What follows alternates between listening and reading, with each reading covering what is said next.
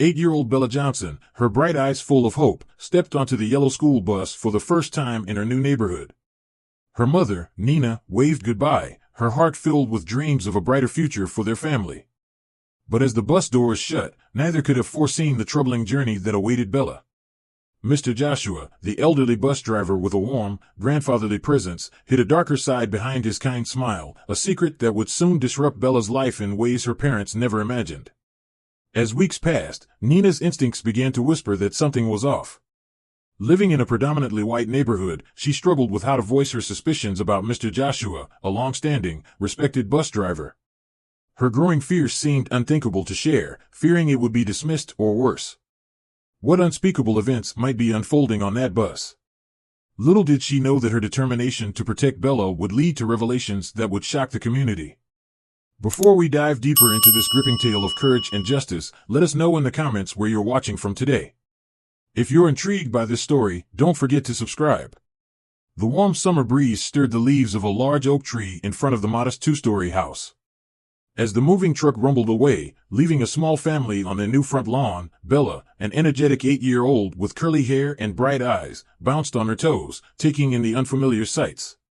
Her mother, Nina, gently rested a hand on her shoulder. "What do you think, sweetheart?" she asked with a mix of excitement and nervousness. Bella tilted her head thoughtfully. "It's different," she finally said, "but I like the tree. Can we hang a swing?" Nina laughed, her shoulders relaxing. "Maybe, once we're settled in."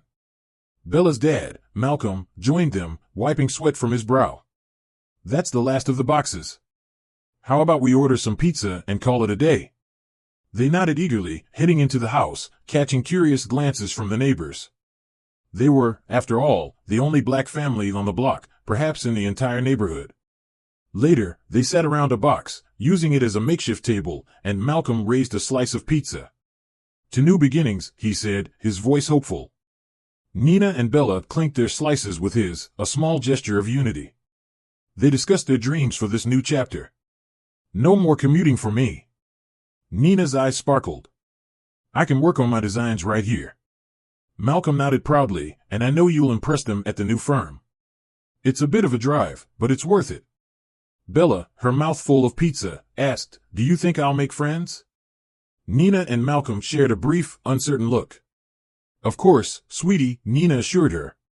"You're smart, kind, and funny. They'll love you." Malcolm added, "Just be yourself, Bella. That's all you need to do." The family continued talking, their voices filling the house with warmth and hope. They shared dreams, plans, and visions of the memories they'd make here. Yet beneath the excitement lay a hint of uncertainty about the challenges this new place might bring. They were stepping into uncharted territory, a predominantly white neighborhood that might not be as welcoming as they hoped. Nina and Malcolm had debated the move at length, weighing the opportunities against potential challenges. "We're doing this for Bella," Malcolm had said during one of their late-night talks. "Better schools, safer streets. She deserves every opportunity." Nina had agreed, but now, as she looked around their new living room cluttered with boxes and unfamiliar shadows, a sense of anxiety crept in. Would they truly be accepted here? Would Bella be able to thrive? Sensing her mother's unease, Bella snuggled beside her on the couch. "I'm glad we're here together," she said simply, placing her small hand in Nina's. Nina squeezed her daughter's hand, a surge of love and protectiveness washing over her. "Me too, baby," she whispered. "Me too." The family spent the rest of the evening unpacking essentials and preparing for the next day. Tomorrow would bring new challenges, Malcolm's first day at his new job, and more importantly, Bella's first day at her new school. As Nina tucked Bella into bed that night, and a room still filled with unpacked boxes, she paused to smooth her daughter's hair. "Are you excited about tomorrow?" she asked. Bella nodded, her eyes wide. "A little nervous, too," she admitted. "That's okay," Nina reassured her. "It's normal to feel nervous about new things. But remember, you're brave and strong. You've got this." Bella smiled, her fears melting away under her mother's loving gaze. "Thanks, Mom. I love you." "I love you too, sweetheart. Sweet dreams." As Nina closed Bella's door, she leaned against the wall, taking a deep breath. She hoped with all her heart that tomorrow would mark the beginning of something wonderful for all of them, especially for Bella. In their bedroom, she found Malcolm already in bed, scrolling through his phone. "Checking the route to work again?" she asked, climbing in beside him. He nodded, putting the phone down. "Just making sure I don't get lost on my first day," he chuckled, then added more seriously, "How's Bella?" "Nervous, but excited," Nina replied. "I think she'll be okay." Malcolm wrapped an arm around her, pulling her close. "And how are you?" Nina sighed, resting in his embrace. "The same, I guess. Nervous, but excited." She paused, then softly added, "I just hope we made the right decision, Malcolm." "We did," he said firmly. "It might not be easy at first, but we're together. We can handle anything as long as we have each other." As they drifted off to sleep, the house settled around them, creaking and sighing as if adjusting to its new occupants.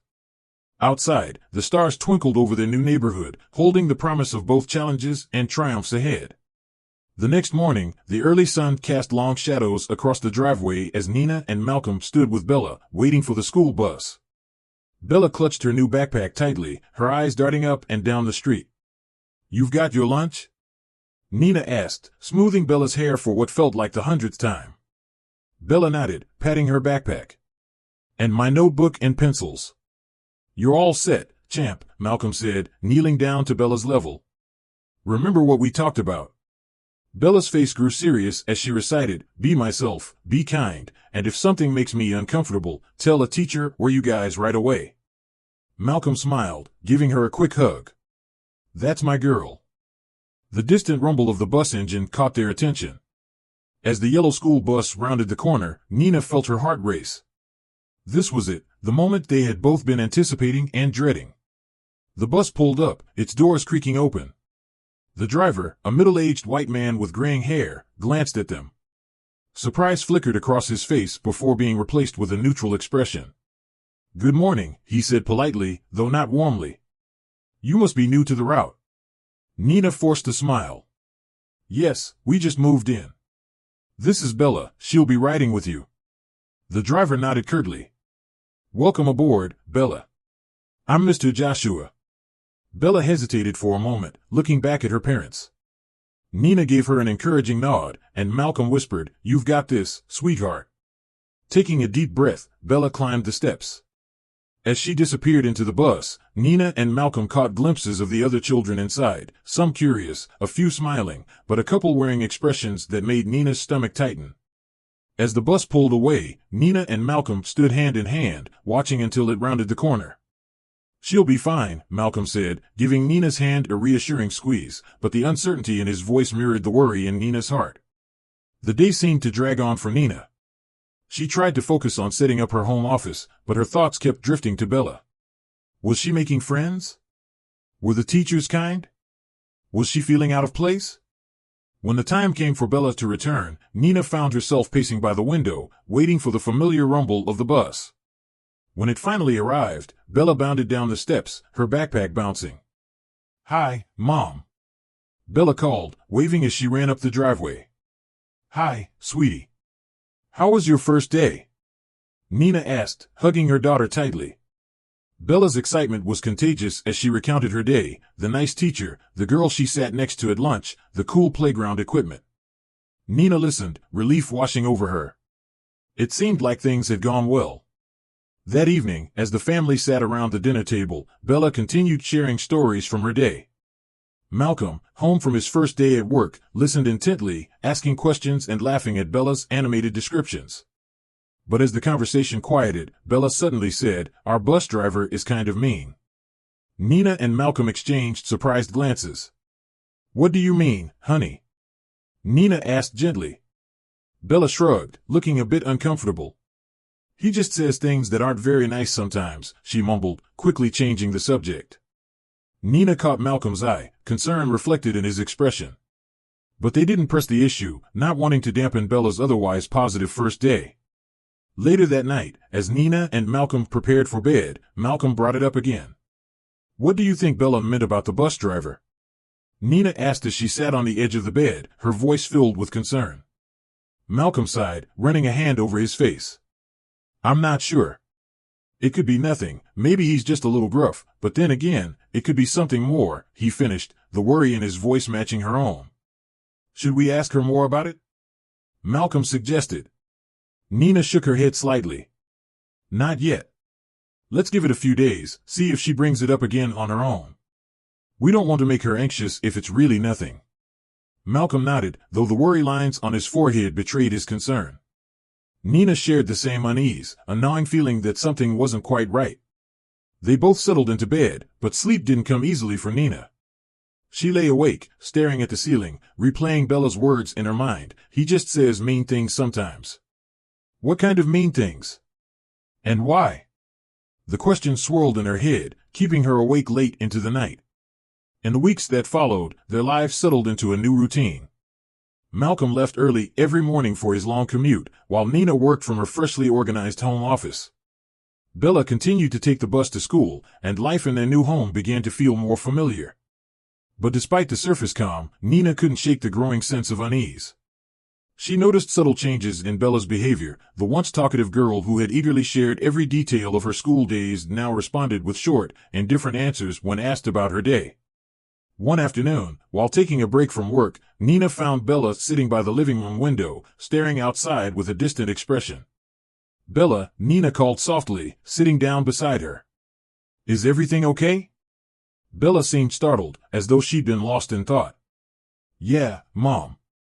I'm fine, she replied, but her smile didn't quite reach her eyes. Nina gently stroked her daughter's hair. You know you can talk to me about anything, right? Whether it's school, friends, or anything else, she added, leaving the end open in hopes that Bella would fill in the blank. But Bella simply nodded, leaning into her mother's touch without saying a word. Later that evening, with Malcolm working late, Nina decided to broach the subject again. Sitting beside Bella on the couch, she casually asked about her day. Bella gave her usual short responses, so Nina gently brought up the comment Bella had made about the bus driver weeks earlier. Remember when you said the bus driver sometimes says mean things? Nina asked, trying to keep her tone light. Has anything like that happened again? Bella's small body tensed immediately, her hands nervously fidgeting with the hem of her shirt. It's nothing, Mommy, she said, but her voice trembled slightly. Nina noticed Bella's eyes darting around the room, almost as if she was afraid someone might overhear.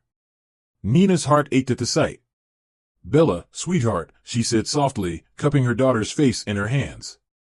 You know you can tell me anything, right? If someone is being mean to you, or if you're scared, I need to know. I'm here to help you. For a brief moment, it seemed like Bella might open up. Her lower lip quivered, and tears welled up in her eyes. But just as quickly, she pulled away, forcing a smile. I'm fine, Mom. Really? Can I go play in my room now? Nina nodded, her heart heavy as she watched Bella hurry off. Something was definitely wrong, but she felt powerless to understand what it was.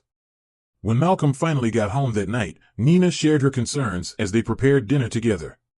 She told him about Bella's strange behavior and her gut feeling that something wasn't right. She also mentioned her unsuccessful attempts to get Bella to talk. Malcolm listened quietly as he stirred the pasta sauce, his brow furrowed. When she finished, he sighed heavily. Nina, I think you might be overreacting, he said, his voice tired. Bella's just adjusting. It's a big change for all of us. Frustration flared in Nina. Malcolm, you haven't seen how she's been acting. I really think. Malcolm cut her off, his voice rising slightly. I have enough to deal with at work, Nina. I don't need this on top of everything else. Just let it go. Bella's fine. Don't make this into something it's not. The kitchen fell into a tense silence, the only sound coming from the bubbling sauce. Hurt and anger churned inside Nina as she turned away, feeling unsupported. Malcolm, realizing his outburst was too harsh, regretted his words but didn't know how to take them back. They finished cooking in silence, the tension thick between them. At dinner, Bella sensed the unspoken strain between her parents. Is everything okay? She asked cautiously. Everything's fine, sweetheart, Malcolm said quickly, forcing a smile. How was your day? Bella launched into a carefully edited version of her day, while Nina pushed her food around her plate, her appetite gone. She caught Malcolm's apologetic glance, but couldn't bring herself to meet his eyes. That night, as they lay in bed with their backs turned to each other, Nina couldn't sleep. Her mind raced, replaying Bella's words and her increasingly withdrawn behavior. Her maternal instincts screamed that something was very wrong, but Malcolm's dismissal of her concerns made her feel alone and unsure. What if she was overreacting? What if Bella was just adjusting, like Malcolm said? But then why did she have this persistent feeling of dread? Tossing and turning, Nina thought about the bus driver, Bella's silence, and the way their daughter seemed to retreat more and more each day. There had to be a connection. But what was it? As the first light of dawn crept through the curtains, Nina made a decision. If no one else was going to take her concerns seriously, she would find out the truth herself. Tomorrow, she would take matters into her own hands. With that resolution, Nina finally drifted into a restless sleep, unaware of the events that were about to unfold, events that would shake their family and change their lives forever. The next morning dawned gray and overcast, mirroring Nina's mood. As she went through the motions of getting Bella ready for school, the tension from the previous night's argument still lingered in the air. After Bella climbed onto the bus, Nina waved with a mix of worry and determination. Today would be different. Today, she would get answers. As soon as the bus pulled away, Nina sprang into action. Grabbing her car keys and a jacket, her heart pounded with nervous energy. Locking the front door behind her, she slipped into her car, hands trembling slightly as she turned the ignition. She glanced around, spotting a neighbor watering her lawn. The woman waved, and Nina forced a smile, hoping her actions wouldn't raise any suspicion. Keeping a safe distance, Nina followed the yellow school bus through the quiet suburban street. Nina's heart raced, a mix of determination and doubt swirling inside her. What if Malcolm was right, and she was blowing things out of proportion? But what if he was wrong, and Bella was in danger? As she followed the school bus on its route, she noticed something strange. At every stop, Bella seemed to be the last to board, even when other kids were standing nearby. Was it just a coincidence, or was there something more? At one stop, Nina thought she saw Mr. Joshua, the bus driver, say something to Bella as she got on. Her daughter's shoulders slumped slightly, but from this distance, Nina couldn't be certain. Was she imagining things? When they finally reached the school, Nina parked across the street and gripped the steering wheel, watching intently. Mr. Joshua helped the children off the bus with a smile, his graying hair visible even from afar. When Bella stepped off, he gave her a friendly pat on the shoulder. Nina felt a confusing mix of relief and doubt. From what she could see, Mr. Joshua seemed kind and professional. His interaction with Bella appeared completely normal. So why had Bella said he was rude? Why did she seem so uncomfortable when talking about him? As she drove home, Nina tried to reconcile what she'd witnessed with her instincts. Was she overreacting? Maybe Bella was just struggling to adjust to the new school and neighborhood.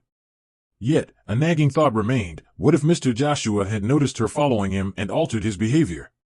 Back at home, Nina tried to focus on work, but her mind kept drifting to the events of the morning. She couldn't shake the feeling that she was missing something important. The pieces were there, but they didn't quite fit. By the time Bella came home from school, Nina had made a decision. She wouldn't tell Malcolm what she'd done, not yet. She needed more information before taking action. "How was school today, sweetie?" Nina asked as Bella walked through the door. Bella shrugged, her usual response these days. "Fine," she mumbled, heading to her room. Nina watched her go, her heart heavy. Something was definitely wrong, but how could she help Bella if her daughter refused to open up? That evening, as the family sat down for dinner, Nina observed Bella closely. She noticed how Bella pushed her food around on her plate, avoided eye contact, and seemed to shrink into herself when Malcolm asked about her day. After dinner, while Malcolm cleared the table, Nina approached Bella. "Hey, sweetheart," she said softly. "Do you want to watch a movie together?" Bella hesitated for a moment, then nodded. As they settled on the couch, Nina pulled her daughter close. For a while, they sat in silence, the light from the TV flickering across the room. "You know I love you, right?" Nina whispered suddenly. Bella looked up at her, surprise in her eyes. "I know, Mom. I love you too." Nina hugged her tighter. "And you know you can tell me anything. Anything at all." For a brief moment, Nina thought she saw something, fear, sadness, flash in Bella's eyes, but it disappeared just as quickly, replaced by a forced smile. I know, Mom, Bella said, turning her attention back to the movie. Nina sighed inwardly. She hadn't broken through, not yet. But she wasn't giving up. She was determined to figure out what was wrong and protect her daughter. No matter what it took. As Bella drifted off to sleep in her arms, Nina made a silent vow. She would get to the bottom of this, whether Malcolm supported her or not. She needed to find out what was really going on with Mr. Joshua and the bus rides.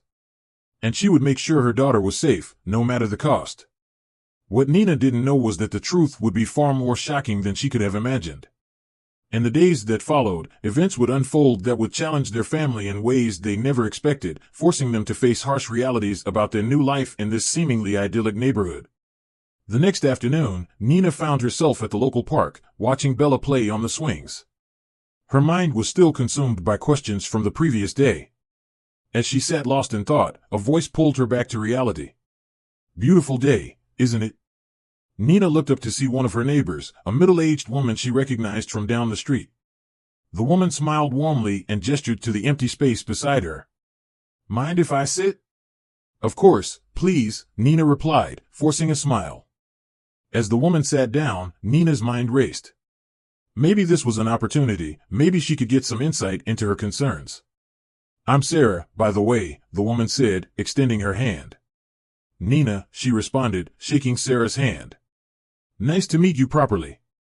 They chatted for a few minutes about the neighborhood, the weather, and the challenges of settling into a new place. Nina relaxed slightly, grateful for the distraction. But eventually, she gathered her courage and decided to bring up the subject that had been weighing on her. Sarah, Nina began cautiously, can I ask you something? It's about the school bus driver, Mr. Joshua. Sarah's eyebrows lifted slightly, but she nodded. Sure, what about him? Nina hesitated, then took a deep breath. My daughter, Bella, she mentioned that Mr. Joshua was rude to her. I've been worried about how he treats the kids. I was wondering if you've heard anything like that from other parents or your children. The change in Sarah's demeanor was immediate and startling. Her warm smile vanished, replaced by an angry, cold expression. How dare you, she hissed, her voice low but venomous. How dare you accuse Mr. Joshua of anything? He's been driving kids in this neighborhood for years. He's a good man. Nina was taken aback, her mouth opening in shock as Sarah's tirade continued. You just moved here, and you're already causing problems, acting like you know everything. If you don't like it, you're free to leave. In fact, I think everyone here would be better off if you did. The words hit Nina like a punch to the gut. The barely concealed hostility and racism in Sarah's outburst made her feel sick. She had suspected that not everyone in the neighborhood would be friendly, but this raw anger was more than she had imagined. I'm sorry, Nina managed to stammer, rising from the bench on shaky legs. I didn't mean to offend anyone. I was just worried about my daughter. Sarah stood up as well, her eyes cold. Well, maybe you should teach your daughter to respect others instead of making up stories about good people, she snapped. With that, Sarah turned sharply and walked away, leaving Nina standing alone, feeling as if the ground had shifted beneath her. Across the playground, Bella had stopped swinging and was watching the scene, her eyes wide with concern. Nina forced herself to smile reassuringly at her daughter, though inside her mind was in turmoil. As they walked home, hand in hand, Nina's thoughts raced. Sarah's reaction had been so extreme, so out of proportion to a simple question. Was this how the entire neighborhood felt about them? Were they seen as troublemakers just for being here? More importantly, what did this mean for Bella? If an adult reacted this way to a question about Mr. Joshua, how would they respond if Bella ever came forward with a real complaint? That night, after Bella had gone to bed, Nina sat alone in the living room, replaying the day's events over and over in her mind. She hadn't told Malcolm about her conversation with Sarah. She couldn't bear the I told you so look she knew she would see if he dismissed her concerns again. But now, more than ever, Nina was convinced that something was terribly wrong. The puzzle pieces still didn't fit, but Sarah's overreaction had only strengthened Nina's determination to uncover the truth. As she finally headed to bed, exhaustion weighing heavily on her, Nina made a decision. She would keep investigating on her own, observing, listening, and gathering evidence. Once she had enough to validate her concerns, she would confront Malcolm, the school, and anyone else standing in her way. Little did Nina know, The truth she was seeking would arrive much sooner, and far more dramatically than she ever anticipated. Her innocent question to Sarah would set off a chain of events that would shake their family to its core, challenging everything they believed and altering their lives forever. In the weeks following her unsettling encounter with Sarah, life at home took on a tense, uneasy calm. Both Nina and Malcolm were extra vigilant, keeping a close eye on Bella for any signs of distress. Surprisingly, Bella seemed to be improving. The gloom that had shadowed her in recent weeks was lifting, and she was talking more about school and her new friends. Nina found herself wondering if maybe she had been overreacting after all. Perhaps Bella had just needed time to adjust, and things were finally settling down. The thought brought Nina both relief and a pang of guilt. Had she really been on the verge of turning their lives upside down over nothing? One crisp autumn afternoon, Nina sat at her desk, engrossed in a design project for a new client. The house was quiet, save for the soft tapping of her keyboard and the occasional rustling of leaves outside. Glancing at the clock, she realized it was almost time for Bella to come home from school. She saved her work and headed to the kitchen to prepare an after-school snack, as was their routine. As she sliced apples and spread peanut butter on crackers, she caught herself humming, a sign, she realized, that she finally felt a sense of normalcy returning. 4 o'clock came and went, and although Bella hadn't arrived, Nina wasn't worried. The bus was often a few minutes late. She arranged the snack on a plate, set it on the counter, and returned to her office to answer a quick email. But when 4:15 arrived with no sign of Bella, a small knot of anxiety began to form in her stomach. She walked to the front window, peering out at the quiet street. Still no bus. By 4:30, Nina was pacing the living room, phone in hand. She called Malcolm, trying to keep the rising panic from her voice as she explained that Bella hadn't come home. "I'm sure it's nothing," she said, more to reassure herself than him. "Maybe the bus broke down, but I'm starting to get worried." Malcolm's voice was calm but tense. "I'm leaving work now. I'll be home as soon as I can. Have you called the school?" Nina shook her head, then realized he couldn't see her. "Not yet. I wanted to check with you first. I'll call them now." As the sun set, casting long shadows across the yard, Nina's worry turned to full-blown panic. She called the school, her voice shaking as she explained that Bella hadn't made it home. "All the buses have returned," the receptionist informed her. "The school is closing for the day." "But my daughter isn't home," Nina insisted, her voice rising. "She has to be somewhere between here and the school. Can't you check?" "I'm sorry, Mrs. Johnson," the receptionist replied sympathetically, "but all the staff have left for the day. If she doesn't turn up soon, I suggest you contact the police." Nina hung up, her hands trembling. Call the police? How had a normal day turned into this nightmare? When Malcolm arrived home to find Nina in tears, frantically dialing the bus depot, they clung to each other, their worst fears running through their minds. "This is all my fault," Nina whispered, her voice hoarse from crying. "I knew something was wrong. I should have done more. I should have." "Stop," Malcolm interrupted, pulling her close. "This is not your fault. We'll find her. She has to be somewhere." Just as Nina was about to grab her keys and drive around the neighborhood, they heard the creak of the front door. Time seemed to freeze as they turned to see Bella walk in, 2 hours late, her yellow skirt wrinkled, her pink shirt askew, and her braids disheveled. Nina rushed to her daughter, wrapping her in a tight embrace. "Where have you been?" "We were so worried," she cried, relief and fear battling in her voice. Malcolm joined them, enveloping both Nina and Bella in his arms. For a moment, they stood there, tangled in relief and emotions. But as Nina pulled back to look at her daughter, her relief turned to dread. Bella was pale, her eyes wide and brimming with unshed tears. She trembled, and her expression, a mix of fear, shame, and something else Nina couldn't identify, made her mother's heart tighten with anxiety. "Bella, sweetheart," Nina whispered, gently cupping her daughter's face. "What happened? Where were you?" Bella looked up at her parents, her lower lip trembling. In a voice barely audible, she said the words that shattered their world. "The bus driver did it again." The room went silent, the weight of Bella's words hanging in the air.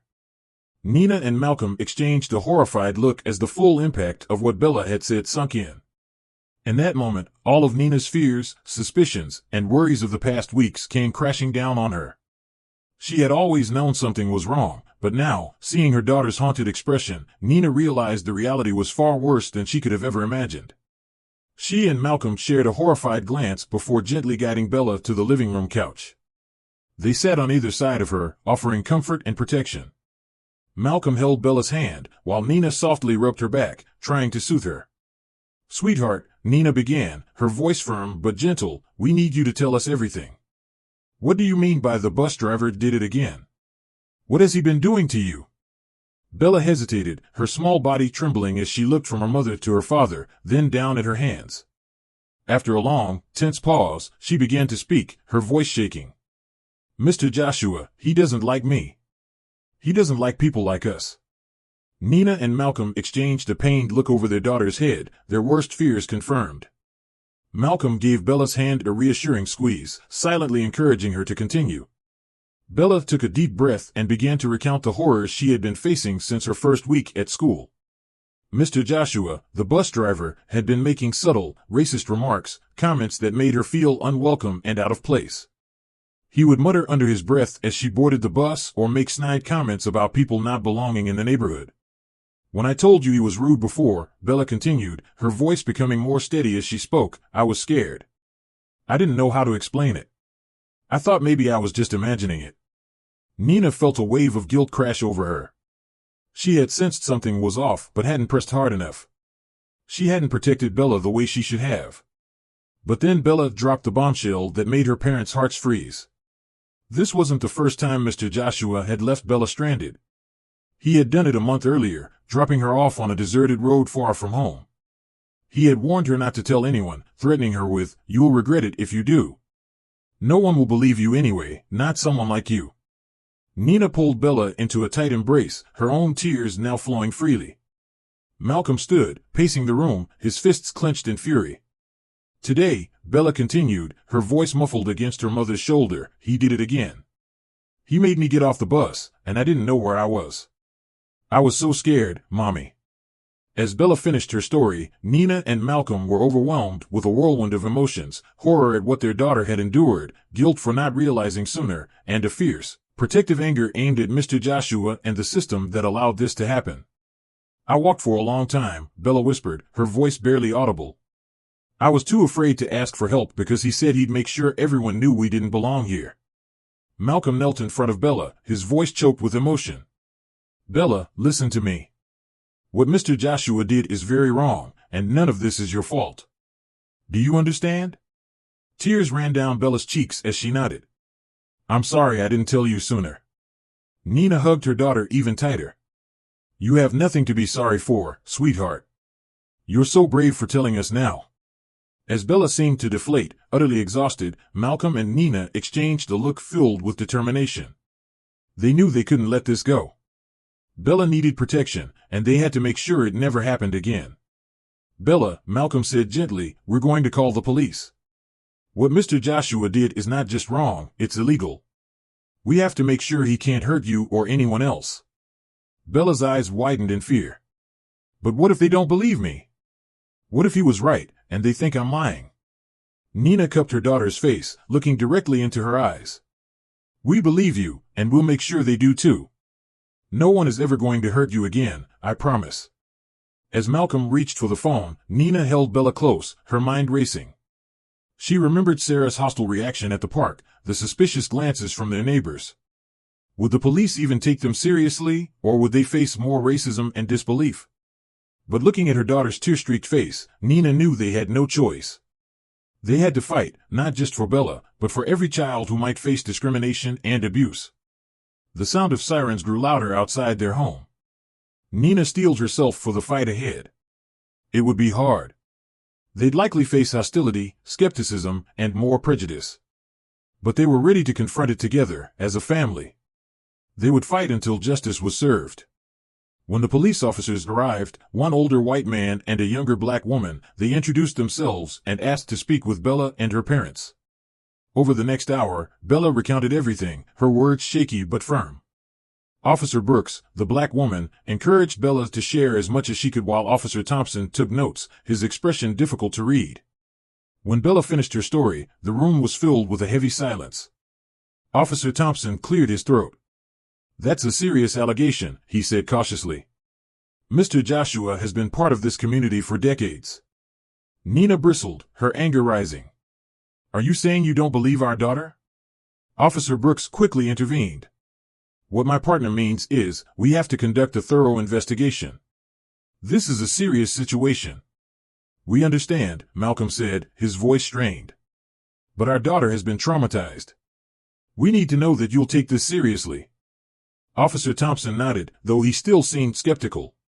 We'll speak with Mr. Joshua and look into this further. As the officers left, Nina and Malcolm shared a look of resolve. They weren't going to let this go. They would make sure Bella's story was heard and that justice would be done, no matter how long it took. She spoke with conviction. This is about building a community where every child feels secure and appreciated. We need to consider the bigger picture, the biases and prejudices that made this situation possible. Her words seemed to resonate with those around her. In the following days, both black and white parents came together to form a diversity and inclusion committee. They started working on proposals for cultural sensitivity training, increasing diversity in hiring, and implementing a new system for reporting and addressing concerns. At home, Nina and Malcolm focused on Bella's healing. They found a therapist who specialized in helping children process racial trauma, and slowly but surely, they began to see glimpses of their lively, confident daughter returning. One afternoon, while Nina was helping Bella with her homework, there was a knock at the door. When she opened it, she was surprised to see Sarah, the neighbor who had dismissed her concerns at the park weeks ago. I owe you an apology, Sarah began, looking down. I was wrong to ignore what you were going through, and I'm really sorry for how I acted. Nina was momentarily stunned. A part of her wanted to close the door and reject Sarah's apology. But then she thought of Bella and the future they were trying to build for her. Finally, Nina said, "Thank you for saying that. It means a lot." It was a small gesture, but a meaningful one. As the months passed, Nina noticed more positive steps being taken in the community. The school implemented new policies, including cameras on buses and an anonymous reporting system for parents and students. Mr. Joshua's trial came and went, with multiple families testifying and evidence gathered by the police leading to his conviction and sentencing. On the day the verdict was announced, Nina held Bella close and whispered, "You did it, sweetheart. You were brave, and you made sure he can't hurt anyone else." Bella looked up at her mother with a small smile. "We did it, Mom. All of us." As spring arrived and the neighborhood blossomed with new life, Nina felt a cautious sense of optimism. There was still work to be done and challenges ahead, but they had chosen to stay and be part of the change they wanted to see. One sunny afternoon, Nina watched from her porch as Bella climbed onto the school bus. The new driver, a warm, kind woman of color, smiled at each child as they boarded. Bella turned and waved to her mother before finding her seat and chatting happily with a diverse group of friends. Nina waved back, her heart full of pride and hope. They had faced difficult times, but had come out stronger. They had turned a painful experience into a chance for growth and change. Most importantly, they had shown Bella, and others, the importance of standing up for what is right, no matter how challenging it may be. As the bus pulled away, Nina took a deep breath of the fresh spring air. She knew there would be more challenges ahead and that the work of creating a truly inclusive community was ongoing. But in that moment, she allowed